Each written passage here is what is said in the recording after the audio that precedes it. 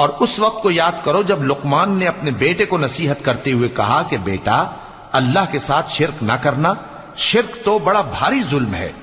اور ہم نے انسان کو جسے اس کی ماں تکلیف پر تکلیف سہ کر پیٹ میں اٹھائے رکھتی ہے، پھر اس کو دودھ پلاتی ہے اور آخر کار 2 برس میں اس کا دودھ چھڑانا ہوتا ہے، میں نے تاکید کی ہے کہ میرا بھی شکر کرتا رہے اور اپنے ماں باپ کا بھی، کہ تم کو میری ہی طرف لوٹ کر آنا ہے۔ اور اگر وہ دونوں تجھ پر زور ڈالیں کہ تو میرے ساتھ کسی ایسی چیز کو شریک کرے جس کا تجھے کچھ بھی علم نہیں، تو ان کا کہا نہ ماننا، ہاں دنیا کے کاموں میں ان کا اچھی طرح ساتھ دینا، اور جو شخص میری طرف رجوع لائے اس کے رستے پر چلنا،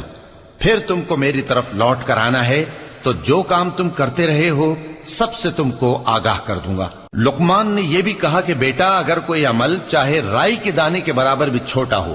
اور ہو بھی کسی پتھر کے اندر یا آسمان